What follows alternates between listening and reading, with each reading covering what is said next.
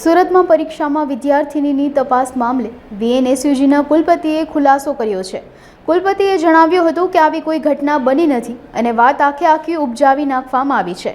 બહારથી કોઈએ મીડિયાને ફોન કર્યો હતો। સ્ક્વોડની ટીમ પરીક્ષામાં તપાસ અર્થે ના આવે તે માટે વાત ઉપજાવી નાખી હતી। ત્યારબાદ સીસીટીવી ફૂટેજની ચકાસણી કરવામાં આવી હતી।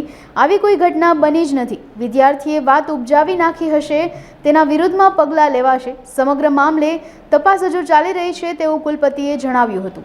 આપણે વીર નર્મદ દક્ષિણ ગુજરાત યુનિવર્સિટીની વિવિધ પરીક્ષાઓની અંદર મહિલા સ્ક્વોડની કામગીરીને લઈને જે માહિતીઓ બહાર આવી હતી એ સંદર્ભમાં સીસીટીવી ફૂટેજ ચેક કરતાં એ મહિલા સ્ક્વોડ જે છે પુરુષ વિદ્યાર્થી અને મહિલા વિદ્યાર્થીની બંનેને એ પોતાની ઉત્તરવય પાસે જઈને રેગ્યુલર રીતે ચેકઅપ કરતાં માલુમ પડે છે।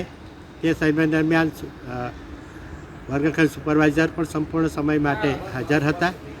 આ અમારો જે મહિલા સ્ક્વોડ દ્વારા મહિલાઓને ચેક કરવાનો જે અમારો પ્રયાસ છે તેને અટકાવવા માટે જ આ પ્રકારની કોઈ પ્રવૃત્તિ થઈ હોવી એવું પ્રથમ દર્શે માલુમ પડે છે। આથી પ્રશાસનને સૂચના આપવામાં આવી છે કે જ્યાં પરીક્ષા બિલ્ડિંગ હોય એની નજીક વ્યક્તિ કે વિદ્યાર્થી ત્યાં આ પરીક્ષા દરમિયાન હાજર ન રહે, જેથી આવા પ્રકારની ગેરસમજો ન થાય।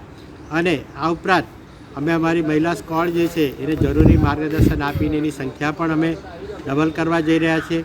અમારું સીસી મોનિટરિંગ સેલ છે ત્યાં પણ સંખ્યા વધારવા જઈ રહ્યા છે।